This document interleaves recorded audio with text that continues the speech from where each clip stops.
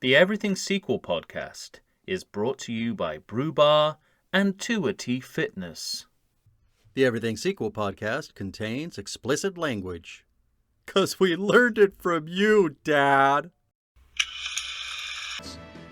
Joining me, your friend and mine, Tom Stewart of Lonesome Whistle Productions, ready to give me a black eye. Tom Stewart, hello. What the hell are we waiting for? Take us! That's so funny. It's my favorite part. Yeah, it's I love it. probably one of mine as well. I didn't even realize until this viewing that he says "take us" straight afterwards. I had to rewind it like 3 times and then put on subtitles. Because I wanted to get, I was like, am I hearing that right? What's going on? Yeah. What? Which I just think is, but Burgess Meredith, I'm not surprised that the man who the Batman producers would bring in every time they had a hole in their season is, amazing in this movie. What I'm not in all of them. What I'm not surprised about, I'm not necessarily surprised about it, but just impressed, is that Stallone as a director catches all of it. Yeah. There's not a moment, a gesture, an action that Mickey does that he misses. And like you said, this is the second movie he directed, and his first big movie that he directed. Right. And for him to have that's a tall order. It's a very tall order. You've got a character actor who is doing so much amazing character work all the time. Like it never ends. It's verbal, it's physical, it's with props, with furniture, it's everywhere. And Stallone gets it all on camera. Yeah. Like there's no, like he knows exactly when to put the camera on Mickey. And exactly how long to leave it on Mickey.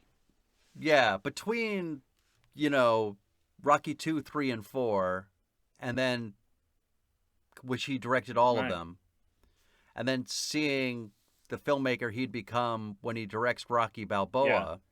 And one of my notes for this movie was that I think we both know that he's a painter as well. Well, he lets us know in no uncertain terms in Rocky Balboa that he's a painter. That's true. Although it's interesting, we'll talk about it then, that he passes it off to Paulie. Yeah, because Burt Young is a painter too, though. Oh, I didn't know that. That I didn't know. I assumed he was just being a Stallone surrogate in that moment, but that's interesting. No, the things that he painted himself. Well, if Rocky Balboa could go up in my estimation, it just did, but I don't think it can. Yeah. But do you know what Stallone did do for this movie? He wrote the novelization. Okay. Including that's a no prize answer. Everything in Rocky's voice as Rocky's voice, but then like in a first person narrative kind of way, but then when Rocky's not in the room, everything goes to third person and with proper English. We've talked before about Secret Smart Man. Oh, this is very secret smart guy. I think the I don't think it's a secret anymore. Well, this guy is an artist. This guy's completely and totally. It's an artist, and in this movie, that something I'd never noticed before, that there is a kind of a message of self-education and self-improvement that I never noticed before. He basically teaches himself to read and write competently in the frame of this movie. I did not remember that at all. It came as a huge surprise to me. But it's it's interesting that his reaction to his inability to do commercials is not to say I can't do it. It's to learn the basic skills of that medium, and I think that is. I mean, that really is life imitating art, because that's Stallone down to a T.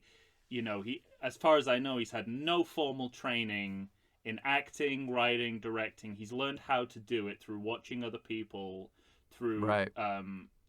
sheer determination, climbing the ladder by himself in his own way. And you get so many versions of that in what Rocky does as well. And that's why I think, that's why that character is perfect for him. And why Yeah. it keeps feeling authentic. The character really is a perfect surrogate. Yeah. And a not too generous one as well. Mm-hmm. Because, his character frequently makes mistakes. Yeah. Well, ladies and gentlemen, we are talking about Rocky II, a 1979 film directed, as we now know, of course, by Sylvester Stallone. Tom, he has not directed nearly as many films as I thought he had. What's the count? And 9. Yeah, it's a pretty slim So oeuvre. he did direct Paradise Alley. We have Rocky 2, 3, 4, and Rocky Balboa. We discussed Rambo, which he directed. Right, which is not the first Rambo, even though Correct. It sounds like it. Don't want to get back into that can of worms again. The first, we got the Expendables. Oh, interesting. I didn't know. And then, can we talk about this? Staying Alive? The Outlier. How did Sylvester Stallone get involved with Staying Alive? There were moments in this. This is amazing. Well, I don't know. I mean, I think Rocky and Saturday Night Fever are more natural bedfellows than you might expect. So I'm not surprised at all that he did the sequel to Saturday Night Fever. And there are moments in this movie which push the feel-good factor up so high, it's basically a musical. Right. So I'm not at all surprised that he can lean into that genre. Under those specific circumstances of a working class milieu that musical characters come out of. Well, I saw Staying Alive when I was a kid, and the one thing I remember more than anything was John Travolta running into a guy in the middle of the street in Manhattan, and it's Stallone, wearing glasses and a huge fur coat, if I remember correctly. That is completely correct, yeah. That's it's amazing. That's beat that, Hitchcock. I remember reading somewhere that Travolta said that Stallone was his favorite director to work with ever, maybe. Well, again, and that should surprise me. Doesn't surprise me.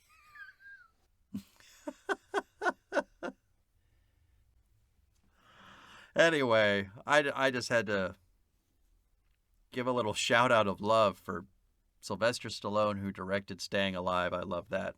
So what year was that? Was that 80? He did that? 83. Oh, so after Pretty sure. Rocky 3. Correct. Oh, by that point, he's so technically adept. By that point, a musical is like kids play, I think. Yeah, but you got to admit, you don't think. And also, Rocky, like you a said, sequel Rocky to Saturday Night Live Rocky 4 that's is taking 30%. place on Broadway, like you said, involving musicals. Stallone isn't your first thought. Well, it explains why Rocky 4 is 30% music montages. Yeah, there you go. Because this is a movie he did between Rocky 3, which is also heavy on the music montages. Yeah. Well, Rocky 2 has 71% on Rotten Tomatoes. Not the high watermark, but the second in the series. Rocky Balboa does take that prize. And had a budget of $7 million, an opening weekend of 6.3, 85.1 million in the USA and the world. So, once again, smash hit. Yeah. And, as we've both kind of alluded to, rightly so.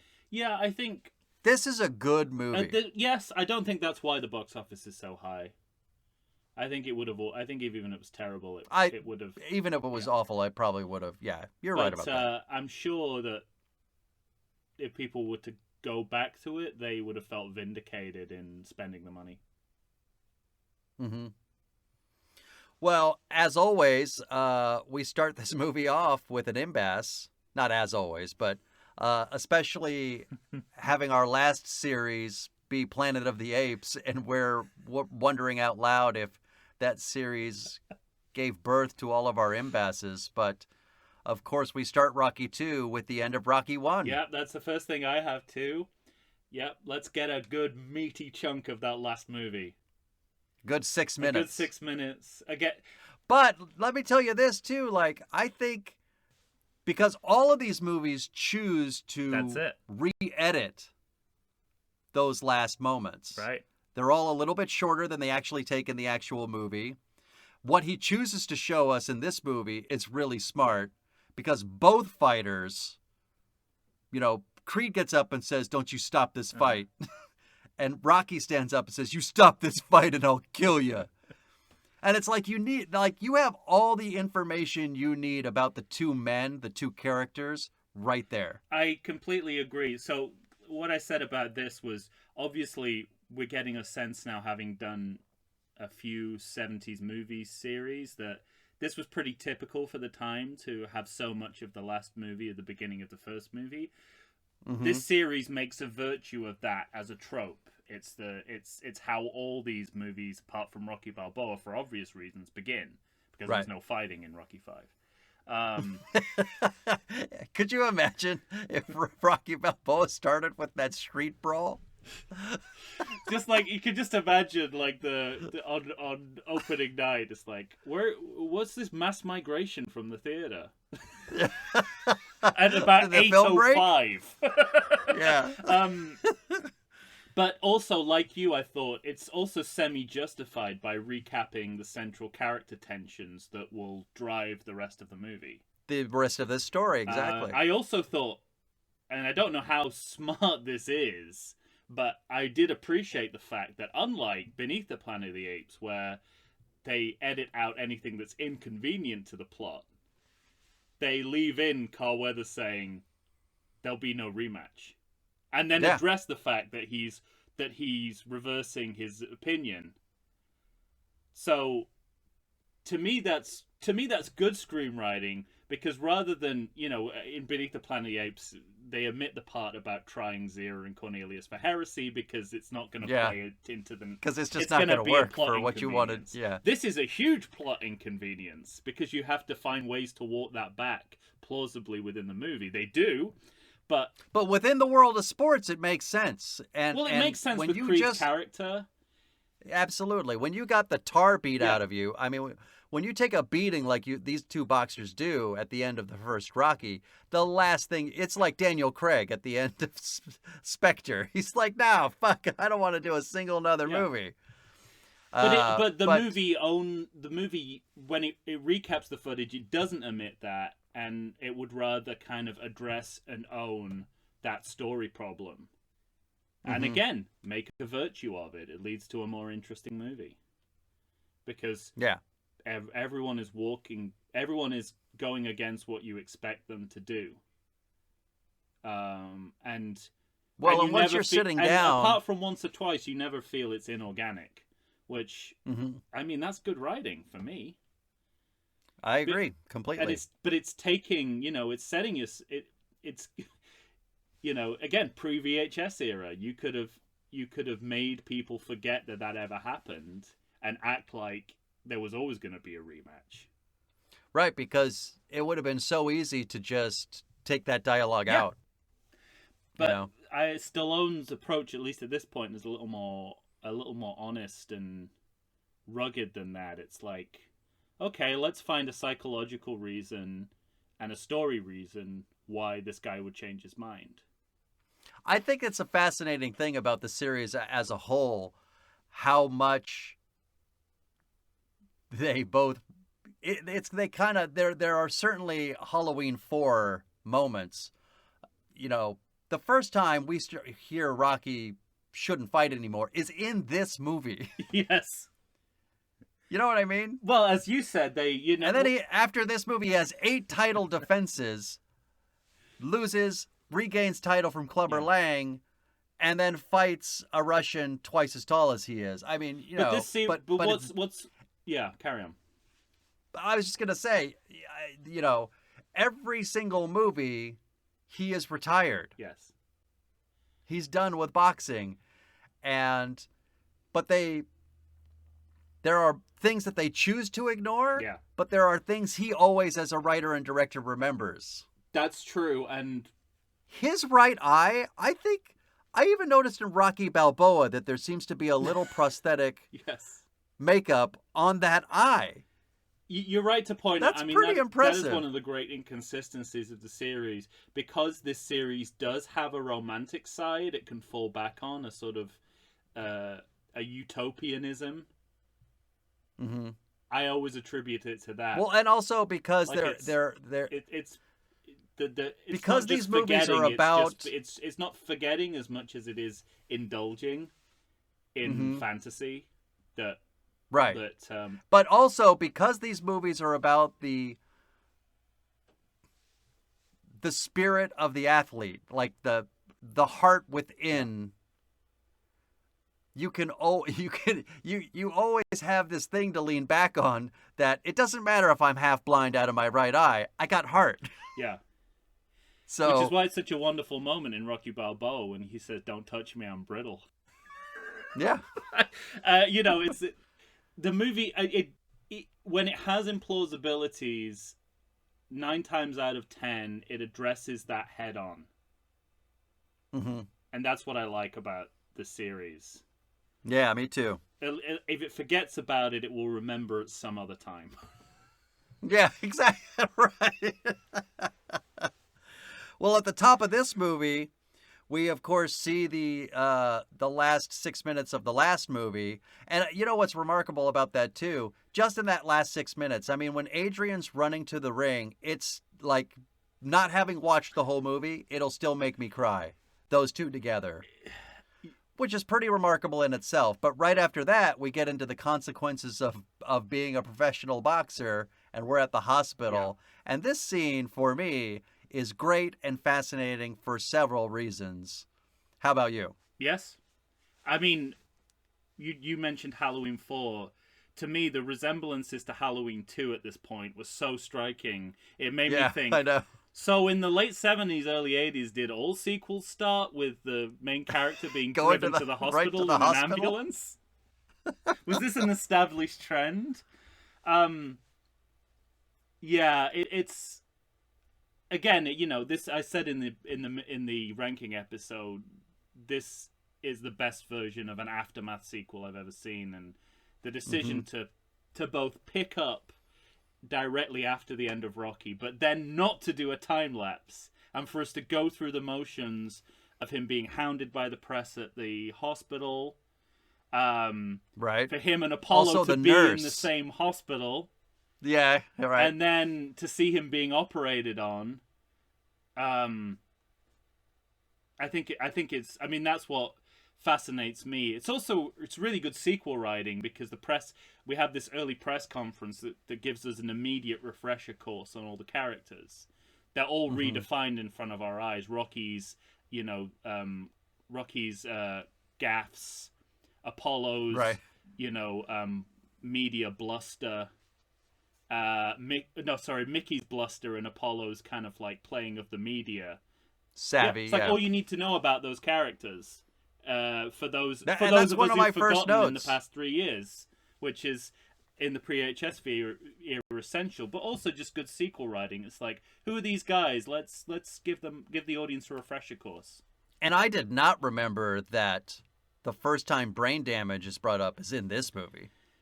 It's like the first question asked by a reporter. Do you have brain damage? Brain damage. As if he'd know. The way I think about brain damage in this series is that it's that elusive brain from... There was a British TV series called Spinning Image, which was a satirical puppet series. And they used to have it was like in the late 80s, early 90s. And they had a recurring sketch in which a demented Ronald Reagan was chasing his brain. And it would keep appearing and then disappearing, and he would go for it, and it would appear in a different part of the frame. That's how I think about brain damage in this. It's you can't it's just when you put your hands on it, it slides away. It's like Right. it's the real elephant in the room. But yeah, I mean, Yeah, but it's always hiding in the it's shadows. a harsh reminder of the damage that, you're absolutely right. Just replaying that iconic moment, that ending of Rocky, Mm-hmm.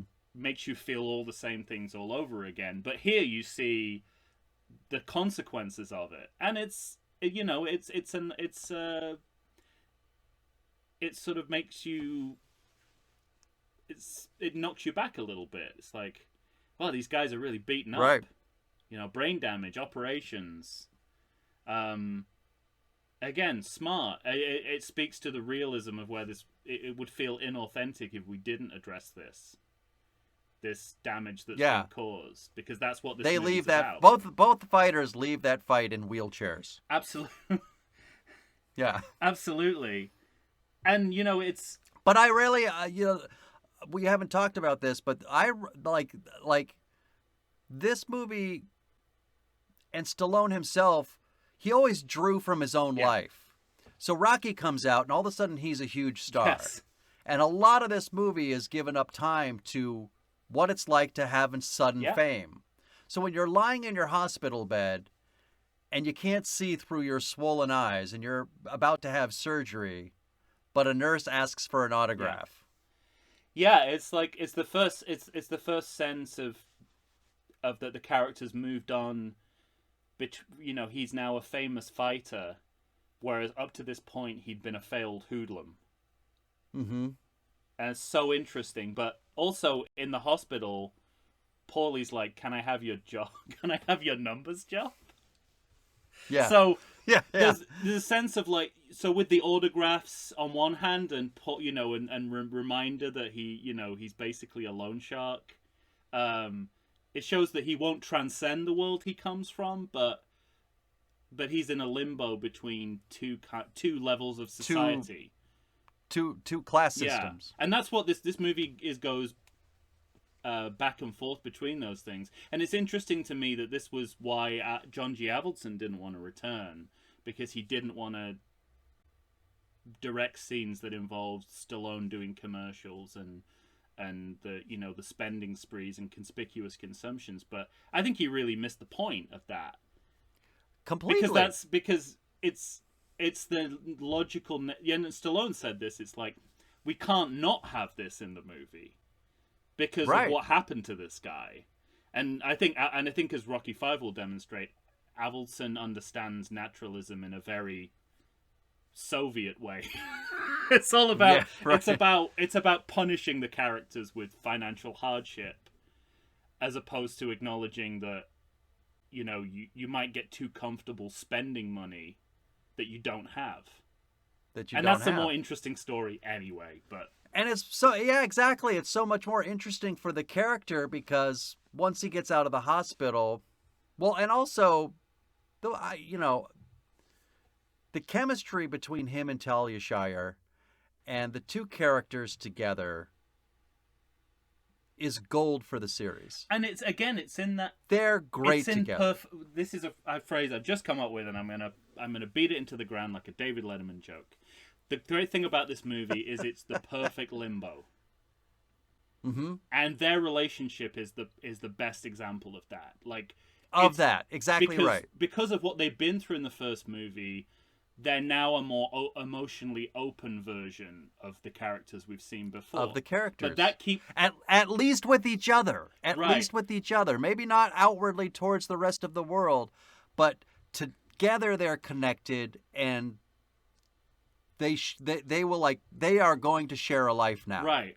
But they get pulled back into old patterns because their life becomes even worse than it was when we first saw them. Right. And I think that is it's just really interesting to it's development, but it's about going back and forth between two states of being. So it's interesting on a couple of different levels. And I think all the Right. characters in this movie, bar Mickey, who is his own, and Paulie a little bit, Entity. you know, that they're stock characters who are there for particular reasons. But in terms of Rocky and Apollo and Adrian, they're being pulled between their different identities, and Mm-hmm. I think it's fascinating. I think what they do with Apollo in this movie is just, Yeah. in terms of the anti-hero, you know, it makes me think like when you realize Stallone learned how to write movies by watching movies. I think the guy was watching like The Bad and the Beautiful. If you're anything like me, you spend the majority of the day wondering whether you want coffee, beer, or wine. Whichever way you fall, Brew Bar has you covered. Located in the heart of 3rd Avenue Village in glorious downtown Chula Vista, California, which is also my neck of the woods, Brew Bar is a coffee shop, bar, and eatery rolled into one delightful package. Tim and Alex run the place, and let me tell you, listeners, these guys know their coffee. And after you've been in their company, so will you. They turn me on to pour over, and it's literally all I drink now. If for some crazy reason you don't want to try the best coffee in the world, they've got espresso drinks, all kinds of teas, and even coffee cocktails. You heard me? Coffee tails. And we're just getting started. Bottle service on craft beer and wine, alcoholic and caffeinated potions, an all-day food menu with plenty of vegan options. All served up in an atmosphere hip enough to know you're getting the best quality, but not too hip that you feel the need to drive to 7-Eleven and get a bucket of brown swill. Brew Bar. It's the best place to be for beer, wine, coffee, and tea. And if you go, you might even see me. And we're back, ladies and gentlemen. Tom and I are here discussing Rocky II, the 1979 film that Mr. Stallone directed himself. We're fans. We are in the bag for you, sir.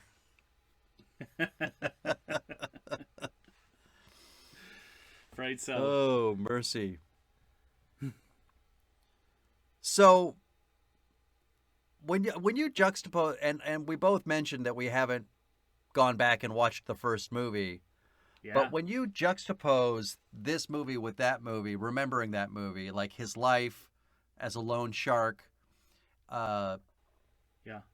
his desperation even to just get a date through Burt Young to try and see his sister, and juxtaposing all of that with this movie in which he asks her to marry him and they're building their life together, and how different his life is and all the things that are in his life now and that matter to him, and how desperately he wants to do for her, and then being confronted with the commercials and not being able to read.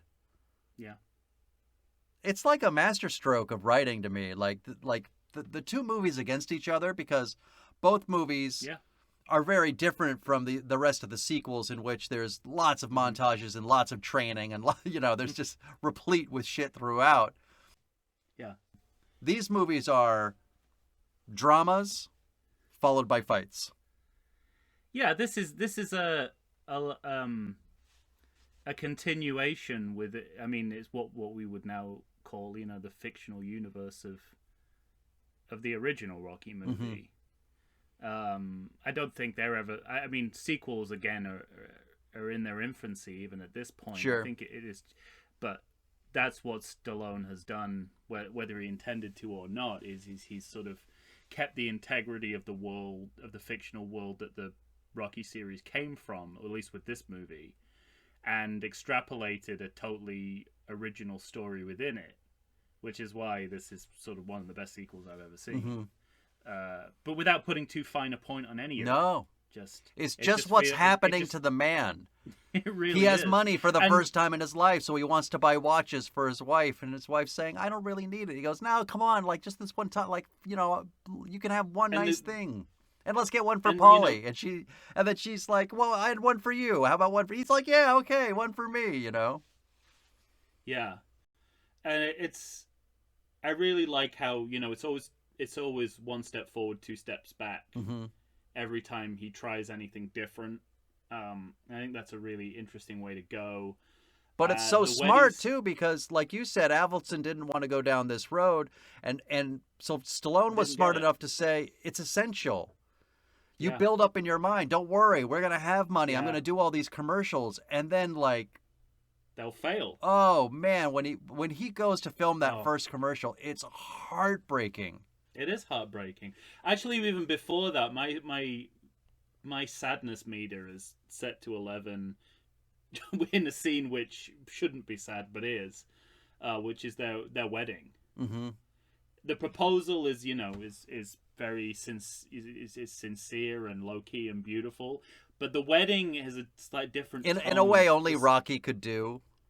If you It's if you great in the wouldn't mind zoo. too Yeah, much being married to me, so good. yeah. But when they go into the church, there's that really horrible echo Mm-hmm. on the sound, which I think is there very purposefully to unnerve you.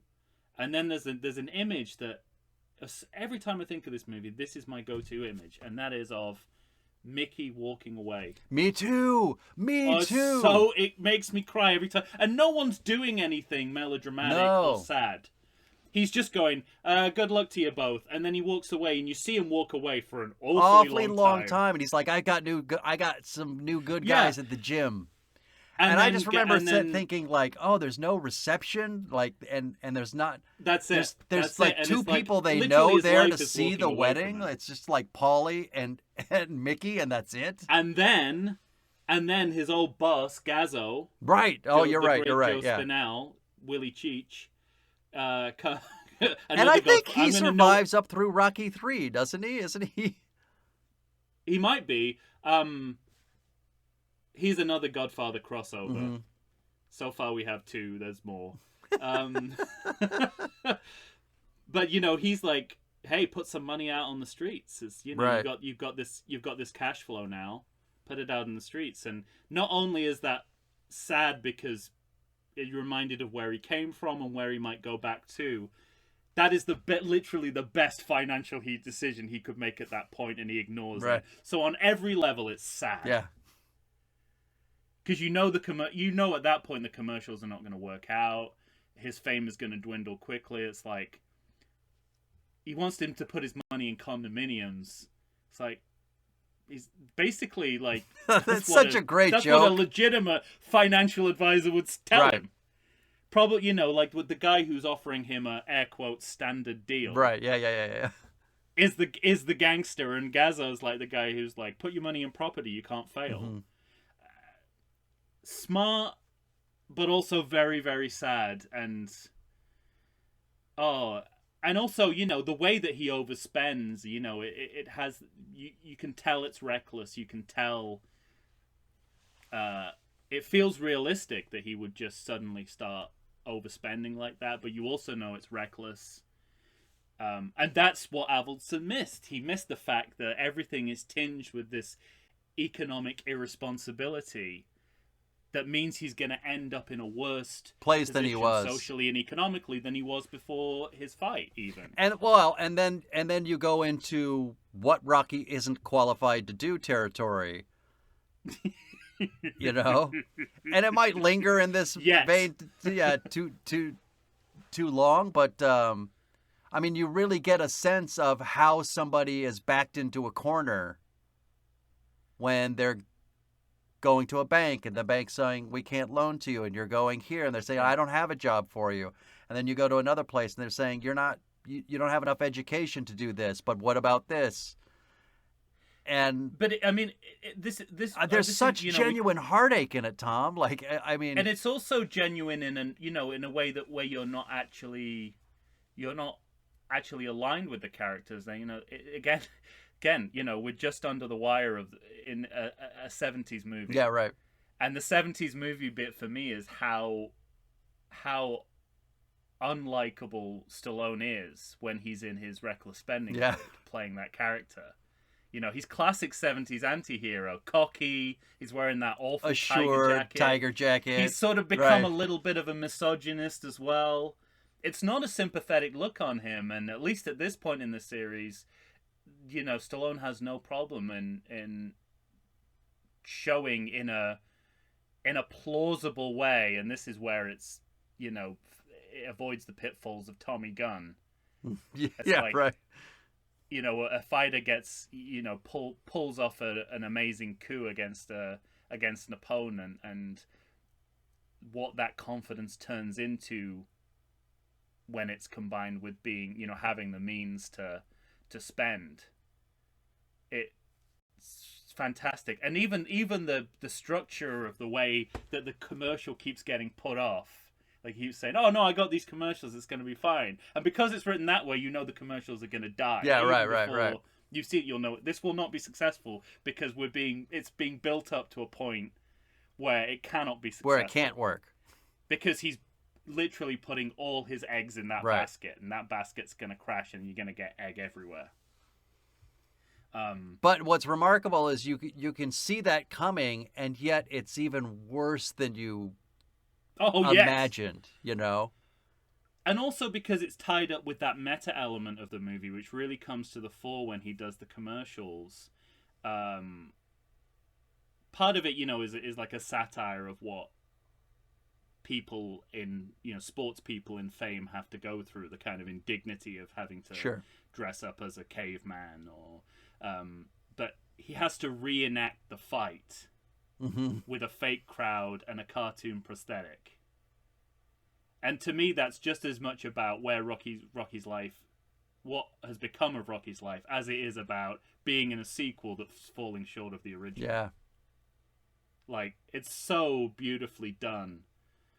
And then, exactly as you described, you know, we see him falling back through society. Yeah. He goes from fame to white-collar work to blue-collar work to, like, a sub-level of blue-collar work. To, like, a place that is imbibed with the imagery of him rising to success. Yeah, exactly. Except now he's on his way Except now down. he's going back down. Which, and second imbas. Yeah. Sequel inversion. He's back in the abattoir, but it's not a training montage this time. He's just working. He's just working. And there's repeated scenes. And he punches the meat at one point. Yeah, right. Just as the shot ends, so it's like, that's obviously the parallel that's being made. Yeah. And rightly so. And he's smart because you also see the banality of his work. Like what he has to do, and it's all the same every day and over. But he, as a character, he's willing to do all of that for his wife. Yeah. Mm-hmm. You know, he wants that job. When he's let go, he's like, but I'm doing good. Aren't I doing good? And then, well, I mean, yeah. And then he gets canned from a terrible job. Yeah, exactly. Which is like indignity. It's not, well, it's indignity of undignity, pun indignity for the character. But it's also about, like, an identification with, you know, working Americans. Right. Which, at this point in the series, when Stallone's getting a little bit of fame, and it's actually interesting that he's pitching it at this level. And then, you know, when he gets fired, he says it was economics. Yeah. And Stallone is not a political filmmaker by any stretch, at least not at this point. Or not, you know, not in a liberal way. But sure, he's referring to things that are going on in America, socially and economically. And certainly not sweeping them under the meat carcass. Right. You know? Like, that's what really kind of struck me. It's like, you know, it's not, oh, you know, the foreman had it in for me, or he just says, it was economics. People get fired all the time. Yeah. And if you're like, I mean, 79, it's a bleak time. Yeah, it's not, yeah, right. Fuel crisis, unemployment's rising. It's going to get worse, but nobody knows that then. Yeah, right. To have this movie out there, which is sort of saying, you know, look at this guy, you know, this is this hero, this guy who's like physically superior, you know, has all the determination in the world. He can still sink to this level. It's an amazing statement and a really powerful part of the movie. Yeah. And I think it's But so it's common. very Like, I impressive. mean, we're both actors, and we hear those stories all the time Yeah. of an actor who, whatever, Jamie Lee Curtis does Halloween, and it's, this big movie. And I'm not saying that this did happen, but on that level. So she's in Halloween, but it's like months before Halloween comes out. She's Right. waiting tables or doing it. There's actors who Yeah. are like, back to their regular jobs. And even after Well, I the mean, there movie was comes out, you're auditioning, you can't get work, and you're back to your regular job, And yeah, at and that it's a point, lesson. having people, ask you, hey, weren't you in that thing? Weren't you that Yeah. fighter that did that thing? But it's a lesson that we obviously haven't learned because only a couple of years ago, it was the incident with the Cosby Show actor Jeffrey something Yeah, right. working in Trader Joe's, and sorry I said Jeffrey something, but working being snapped working in Trader Joe's by I'll say journalist for want of a better I'm more not sure it was. I unrealistic think it was word. just somebody who was at Trader Joe's. No, I think it was like a TMZ vulture. Oh, kind of really? person. Okay. Yeah. Or at least that was how it got written up. And job shaming him, and he had to go on TV and say, "Look, it's big amount of time between gigs. Yeah. I got to get a job. A job that's casual, but also, gives me money, and I don't want a permanent job because then people won't employ me as an actor." It's remarkable to see then, and it's clearly something we still have to see now in order to understand. Right. Yeah. Which I think is sad. No, But absolutely. there's also in parallel there's so much going on in Creed's side of the movie. Oh man, does he have like some great scenes? That scene of the meeting. Well, I think to me it's really interesting because he plays the role of the antagonist, but it's written in such a way that we understand why he's he doing needs it. to be the antagonist. Right. Like, I mean, we skipped one of my favorite moments in the movie, which is, beautifully acted between both. It's all the way back in the hospital When he comes out in the wheelchair. and I'd forgotten about this scene as well Mm-hmm. for some reason. Yeah, Rocky just away from the media comes up to Apollo Creed. It's like, Oh yeah. did you try? Did you give me try your hardest? best? And he just gives, and he's very low key, like yeah, and he's like yeah, bye. And Yeah, goes he's to the just door. like, thanks Apollo, bye. But it's like this. This is something we do lose as the sequels go on up to a point, at least up to Rocky Balboa, as we stop identifying with Rocky's opponents as human beings. Right. In the same way. And I love that, away from the media, when it's just the two of them, there's an acknowledgement of like, I fucked up and you did really well. Yeah, And right. I just think it's lovely. But in every aspect of the way that Creed is written in the movie, there's a detachment. They even say to him, "You're setting yourself up as the bad guy." Yeah, right. So, and at the press conference, we get the sense of like he's a good person who's uncomfortable with having to do that, but he feels he has no choice. He feels like he's in a corner. He's getting all this hate mail. People are even casting aspersions on him as as an African American. Right. And what that means. And so for like putting all that on him is really important, because otherwise he's just this he's just publicly shaming Rocky into a bout. Yeah. And it's not a good look on him, but we always know that what's behind it is well, and that feels so. It's not because he's I don't know if the series at this point ever wants him to be anything more than an antagonist, but it's written in a way. I was going to say though, but it's smart. Yeah, but exactly. So it's never he's given a courtesy you don't really get certainly in 3-4. Yeah, and that's what's so smart about it, because it humanizes him so well. Without putting too fine a point on it, right. It's just like it's a look here or a gesture there.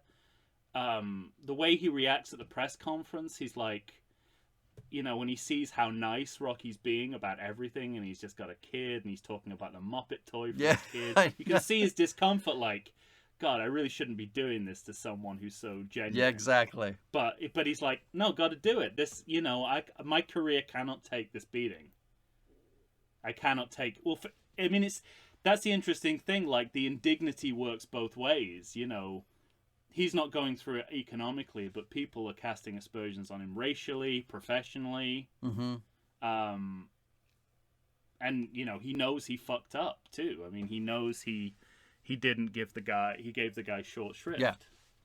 And all those things. To have all those things. But going it's so, on and what I love about this movie is it's so economic.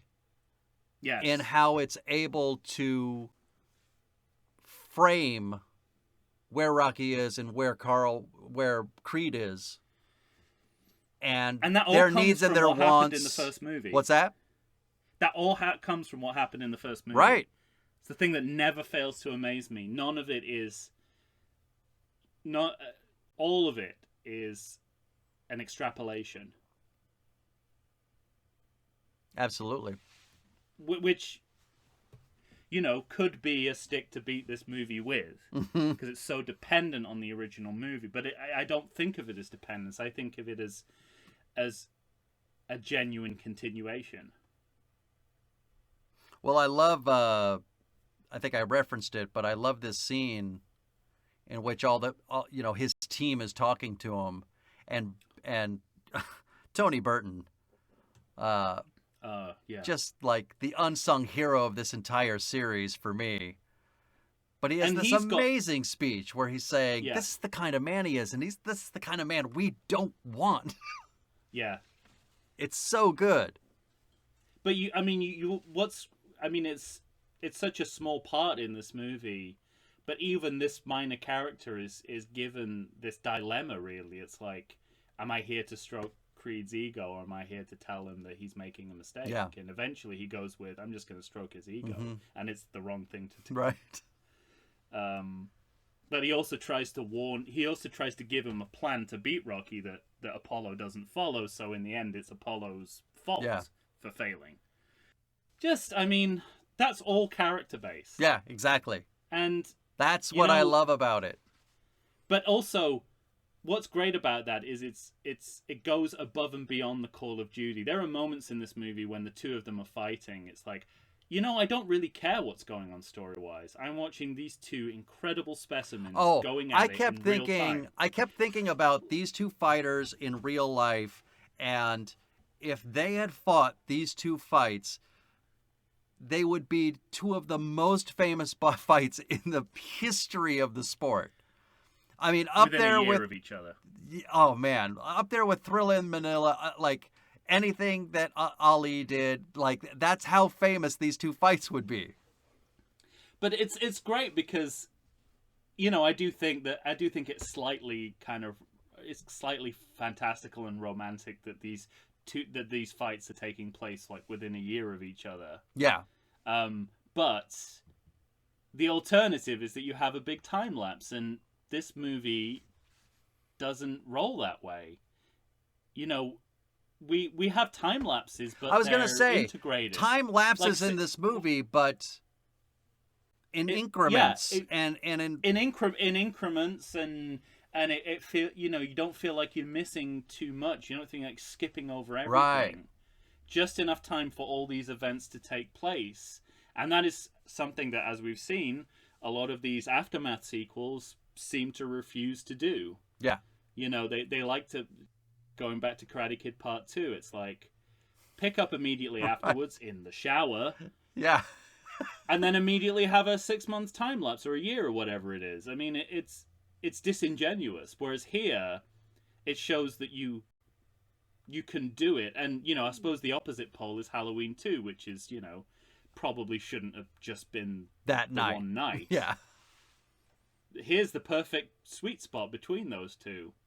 It's like we go about a year ahead. I'm telling. Does the coronavirus have you feeling oogie? Have you been sitting on your couch for weeks? Nay, have you been sitting on there for months? Well, it's time for you to get back in shape. Check out 2AT Fitness. You can find them on Instagram. You can find them on Facebook. 2AT Fitness was started by Tina Bernard. She is ready and raring to go to help you get back into the shape you want to get into. They've got all kinds of classes. They've got outdoor in-person classes. They've got online classes if that's what you prefer. Ladies and gentlemen, it's time to get back in shape. You're going to find a variety of exercises. You're going to have strength training, cardio, weightlifting, even fun 5-minute burnouts that will push you to your limits. So get off the couch, get into shape. Go ahead and check out 2AT Fitness. Tina Bernard has got you for all your needs. I know her personally. She's fantastic. You're not going to meet a better person to help you become the new you. Check it out. And we're back once again, ladies and gentlemen. Tom and I are here discussing Rocky 2, the first of the Rocky sequels. And, damn near the top of your list. And if not for pesky Rocky 4, would be near the top of my list as well. Yeah. If it weren't for the surprising success of Rocky Balboa, this would top pretty much any list of sequels.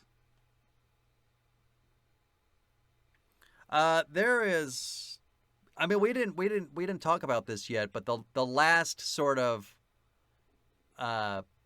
menial job that Rocky takes is actually working back with Mickey at the gym, and they have a scene before that in which, you know, Mickey slaps the shit out of him. Yeah. Trying to show him that his right eye isn't good. And what I really liked about that scene, if you remember, I thought it was a great counterpoint to the first Rocky, in which Mickey kind of hat in hand says, "Hey kid, I want to help you. I want to train you for this fight. You got this opportunity." And he's like punching the door, and, "Oh, do you care about me now?" And, "Go fuck yourself." And you know, he just sets him off.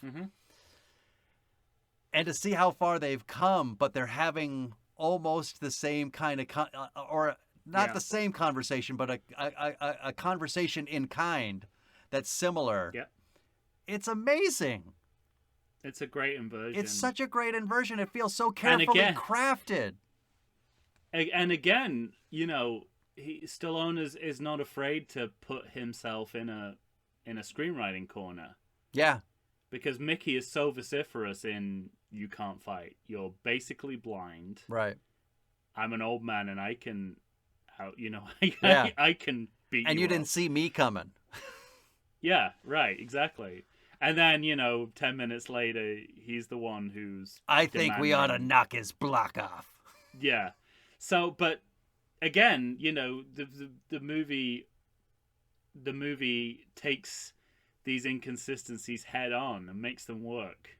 So it's admirable that Stallone doesn't take the easy way out and have Mickey his cheerleader for the whole movie. And it makes sense within Mickey's character that, you know, he just can't take it that Creed is out there casting aspersions. Casting aspersions and bad-mouthing his guy. Exactly. I'm not putting up with that shit. But and also the other way he deals with it is that he makes that, you know, even though Rocky is spared the indignity of having to empty spit buckets at the gym, he's gonna make him chase chickens. You know, it's like he's gonna bring him right back down to earth and not let him act like a guy who, you know, nearly took the title away from the champion. Right. And that's the chicken chasing scene. To me, is two actors at the height of their comic powers. Everything about that scene is perfectly executed, and yet it doesn't feel like a comedic scene. No, and there is a moment in Rocky 3 when they're about to race on the beach, and, you know, Rocky has this line. He's like, "Mickey never made me do anything like this." I desperately wanted Apollo Creed to say, "Didn't I hear he made you chase a chicken once? Shut up."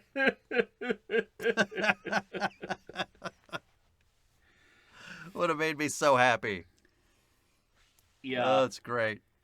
But And we also carry have on. within the frame of the narrative, we have this hook, one that doesn't exist in Rocky 4, I might add, but the hook, not only has Adrian, she's given birth to their son. Rocky won't even see the son until they can see them together. Yeah, that's a little bit weird. And that to me was very strange. It's like the one thing in this movie that makes me go, no, you go see your son. But my exact note, I know it's premature and the mother's in a coma, but it's weird we're focusing on literally all but the newborn baby. Right, yeah. So I have problems with that, but there's this hook of, Rocky is working out for the fight, but he just can't focus. He's not into it. Again, it's a pretty serious corner that he's written himself Yeah, exactly. into. Because you need Adrian to both wake up from her coma and then agree to let him fight. And the movie spends a lot of time on it because that's a central thing. She wants time. him to retire. She doesn't want him to get hurt. And you know what? It's where I had problems with exactly the same aspects of this. Yeah. What I didn't have a problem with was her going into a coma. It was a very abrupt but very deliberate gear shift into melodrama. Oh yeah, I have no problems with it. It felt very old Hollywood, even contemporary soap opera. Yeah. But that's, as the movie goes on, that's more the tone that we're dealing with, I think. And again, it's one of the ways in which this movie gives us a different experience from the original Rocky. Everything sort of softens up a little bit, gets a little more romantic. Right. And I actually ended up appreciating that side of the movie because it takes a lot longer for Rocky to get there. Right. I'm always shocked going back to Rocky how bleak it is for how long into the movie. Yeah. And I feel like this movie is sort of, it's trying to match that, I think. Second half. Yeah, right. Because this is like this is the doldrums of the story. This is as bad as it gets. And then Mickey goes apeshit in the chapel, and Adrian wakes up almost immediately. Right. I think my Rocky note was teaches himself to read and write, which is again like a Little House on the Prairie kind of thing going on there. I have a note here that says the power of poetry. Yeah. Yeah. Secret smart guy. Right. Pulls that shit in the middle of a boxing movie. And she says win. And she says it again. Yeah. Win. And again, everyone's character motivations in this movie reverse 360, and somehow this movie makes it work. Right. Exactly. Firstly, what motivation is there? It feels good. It feels really good. That moment feels really good. And then Mickey gives his, famous "What are we waiting for?" Which is such. Then ushers Paulie to get the fucking car. Yeah. Which is that's amazing. His Burgess Meredith's line delivery and timing is almost unmatched in any actor I've ever seen. I know. I think about him as the Penguin in Grumpy Old Men. Twilight Zone. Oh, and then it's montage time. Yeah, and I mean you're gonna get the and we are upping the ante with this montage. Right. The moment she says win and Mickey says, "What are we waiting for? Take us." But it struck me like, and we have the horns start in. Like, we're off to the races. We're off to the races, and I think, that there's obviously like there's a doubling down on. There's an acknowledgement that this was the high point of the high feel good factor of the last movie. Let's double down on this, but it's not. I think maybe the later movies kind of think it's the montages that are special. Yeah. What's special is practically physically what we're seeing Stallone do here. Right. And this is as good as, if not occasionally better than, the original movie. Yeah. in terms of what we're seeing him physically do. Yes, physically do. When that trainer is slapping his belly, yeah, I'm like, damn. And in the middle of that, in the middle of all this, we see Rocky feed and put down Rocky Jr. Yeah. Which is a very sweet moment. It's progressive, seeing a father doing a maternal role. 1979, Mm-hmm. You don't see this a lot. Unfortunately, that baby's gonna die because he has too many blankets on him. But again, they probably didn't know that in 1979. They had not yet learned that you can't waddle it in 17 blankets. And when we get, because obviously they're trading off people's memory of him running, of the kind of silhouette running in the original Rocky, but they go for a bigger scope, more feel good. Oh they boy, have the kids following him through the town. It's like dripping with goo. That one. This is the bit that feels like a musical to me. Yeah, absolutely. Like it feels like they're about to break out into song when they get to the top of the steps. Because kids from Fame or something. The kids. But it's so hard to dislike. Exactly, because I have notes that were like, so these kids. By the way, I read a thing that said, in the first Rocky, they kind of put together the landmarks of the city, and that it shows that he must have run in the neighborhood of 30.2 miles to get to the top of the steps. And it's all I could think about was, these kids like the first group of kids latch on pretty early. Yeah. And just the idea of them, sticking with a professional athlete for at least, let's say, 10 miles. Some of those kids would die. Yeah, exactly. At this point, Rocky has killed and they're just about happy. 8 kids. They're just total. happy. Like, here we go. That's it. It's utopianism. It's melodrama. It's so melodramatic. But the thing I think, it's not that it doesn't work. But that also the distinction is, even if obviously we're cutting around, the kids are not running these ridiculous distances, but Stallone is, and the shots prove to us that he's doing this in real time. It's the fact that he's bringing it in real time that makes this so amazing. Right. And you can put whatever sappy, cheesy, musical-like sequence around it. You're still watching this guy. I mean, that moment in the original movie where he just he keeps getting faster and faster. Yeah. And I remember the people who were filming that scene saying, we could not believe how fast he got. And I'm pretty sure I'm right about this. The other remarkable thing about that first movie is, I want to say, just with like pipes, like, plastic piping, they invented the first Steadicam. Oh yeah, that's it. That's true. Yeah. To create that whole thing. Yeah. That'll come up again in the credit check. Yeah, and then we're into the fight. I mean, obviously the and again, you get this in all the montages. I do like before we get to the fight, I do like that. There was a reason.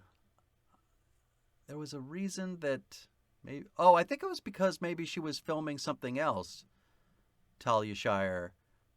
But it was like they felt like they had to bend over backwards for her to not be at the fight, because there's like 2 or 3 times where Rocky says, "Man, I wish you could be there at the fight."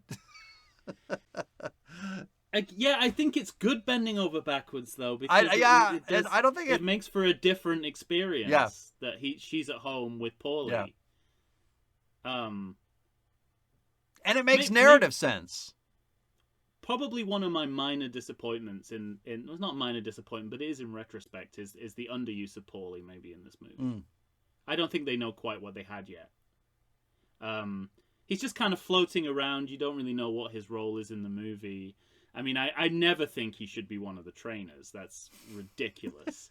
But I kind of like that they found something else for him to do, because he's kind of floating around this movie. It's like, yeah, we know we want this guy in the movie, but we don't. But we don't know what to do with him. Yeah, you're not wrong. Everyone else feels like they have more of a purpose. I find that cross-cutting between Rocky and Creed really interesting Mm-hmm. because there are distinctions but also similarities. So, we see the fact that Creed is surrounded by his scared-looking wife and a bunch of yes men. Mm-hmm. And Rocky has the support of his family, of the community. Yeah.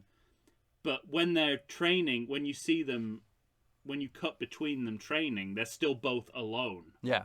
They're both isolated. They're cut off in different ways. That purposely cut themselves off. And Creed has cut himself off from life. Right. From the things that matter. And yeah, and at this point it's fight and not a thing wrong with this sequence again. I know. I mean, it's just and also it starts off with brilliant, amazing jokes. There's nothing I like more than Apollo entering the ring or starting to walk towards the ring, and Rocky says, "It's Apollo," and Mickey says, "Who'd you expect?" I was hoping he wouldn't show. And they have a great moment as well where they comment on the how much better the robes are this year. Yeah. Which is a great, I mean, it feels like a real moment, but it's also a meta moment of, hey, remember when we had no budget? Mm-hmm. We had to make a movie, and now we have money. Right. Yeah, exactly. And you'll know more about the commentators than I do, but I assume these two guys are real life. Yeah, what's his name is for sure. Stu Nathan. Stu Nathan, yeah. If not, they're the two best actors that have ever walked. But they do that a lot. I mean, there's even in Rocky V, there's plenty of real reporters asking questions, that kind of thing. But that's the great thing is, how legitimate the boxing match feels. Except for the very end, but... Yeah. But even the idea that you film it from the same angle you'd see it on TV. Yeah. Somehow makes a huge diff. The commentators patter as well, because I assume you have to Stallone had to sit down and imagine what boxing commentators would say about Rocky and Creed. Right. And to me, that seems like exactly what they'd say. Sure. Right down to anywhere in the civilized world, and these kind of phrases that feels like someone who goes, I feel that about all the movies, though. Yeah, and then writes down and then comes up with a fictional version of it.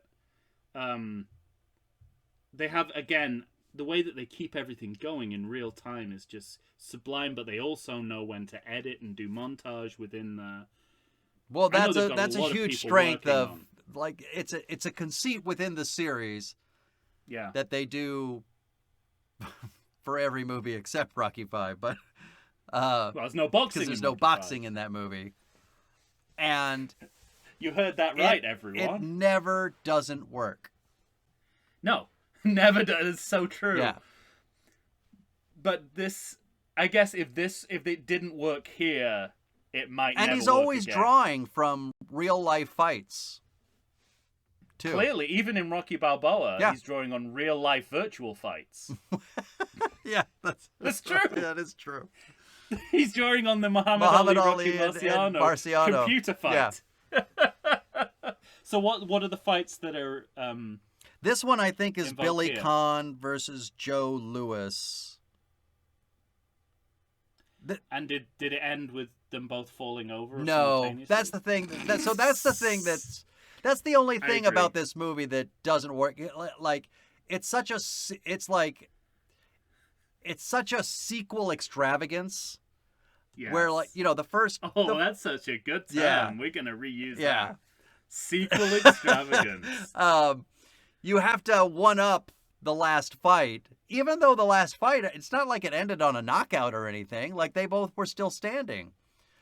And Stallone had to go for what's the most dramatic thing that could happen. Yeah. And it's like both fighters trying to get up off the mat, as the ref is counting. In actuality, though, he knocked Apollo Creed out. What he did would be counted as a slip. even if he was still on the mat at 10, he'd be the champion. It's incumbent upon Apollo to get up because he's the one that was hit. But within the guise of the movie, of course it works. But that's interesting because I'm really glad you said that because I know shit all about boxing.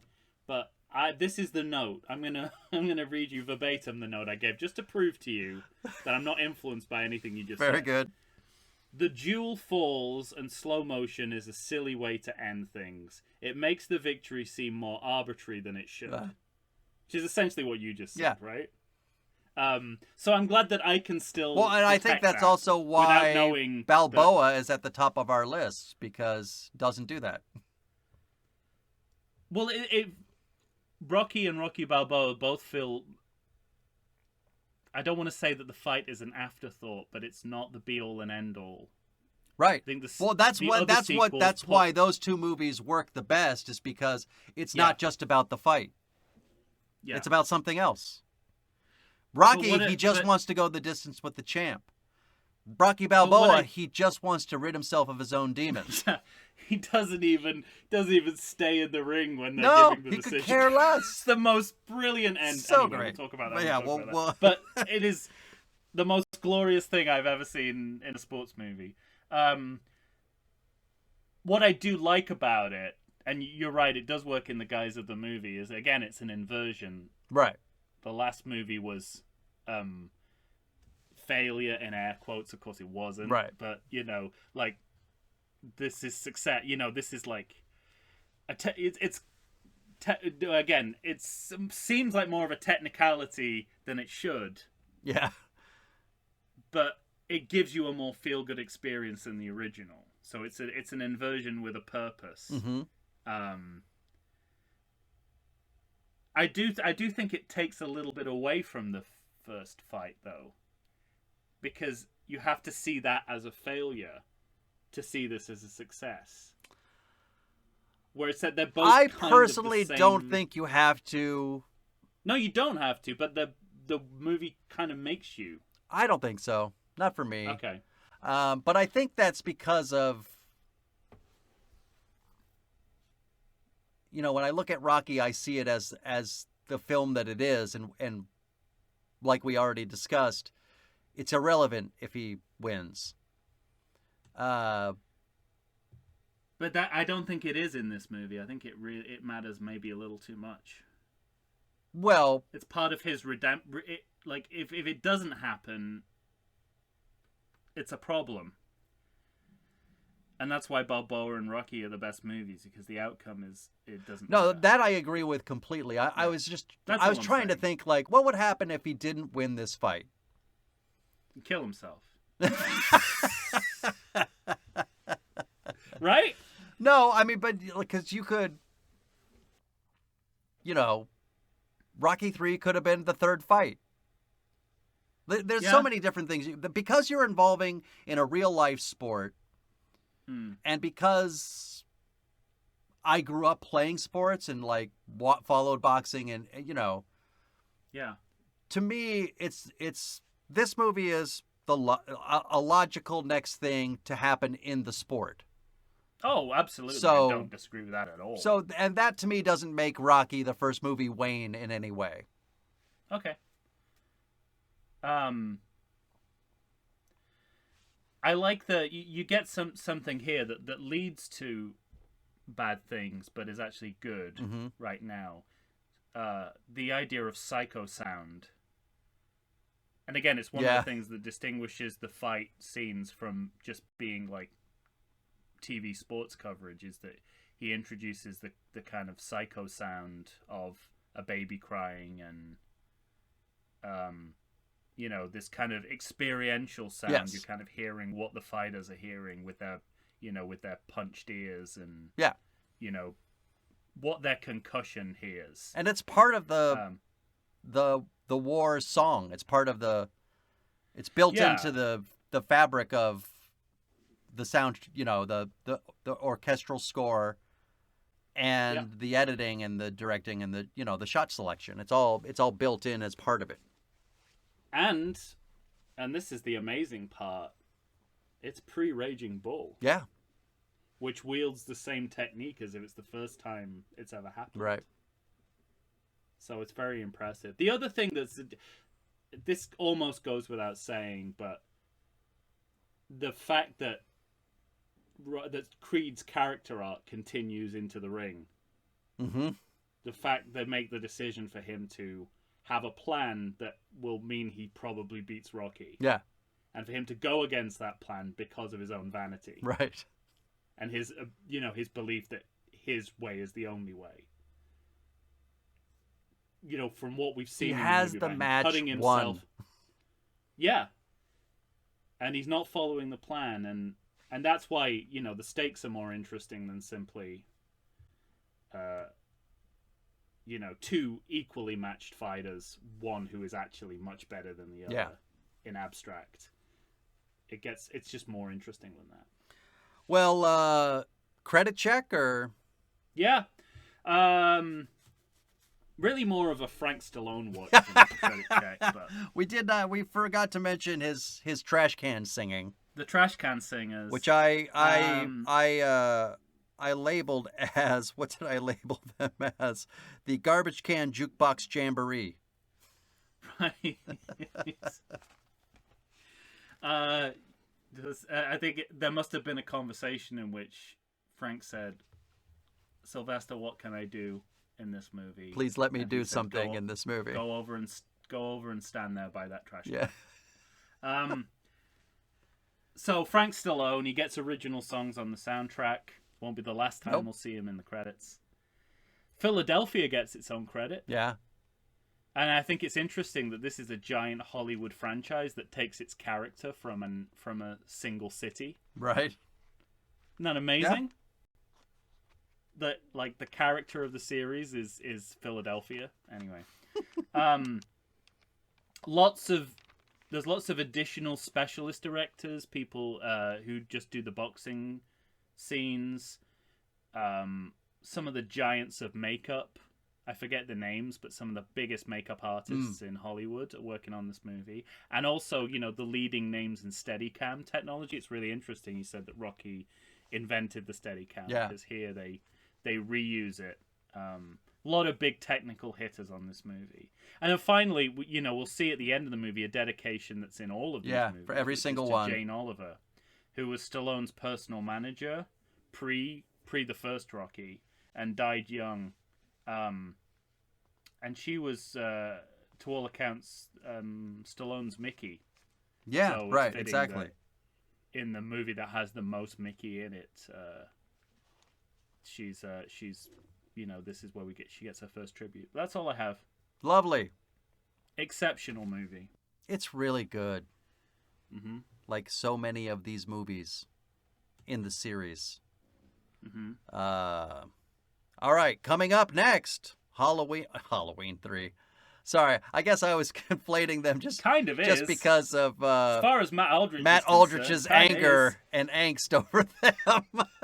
So we're gonna upset him as we unabashedly adore Rocky 3 coming up next. And would it be a surprise to anyone if we just did Halloween 3 at this point? Halloween, we got to do it at least 3 times, don't we? You were just playing the odds by saying Halloween 3. It's like, I forgot what we're doing next. It's probably Halloween 3.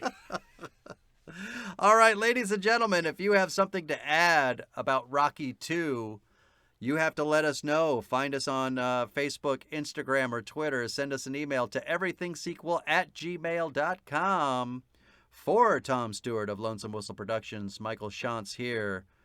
I'm from the How Dare You Award. Say goodbye to the good people, Tom. Speed is what we need. We need greasy, fast speed.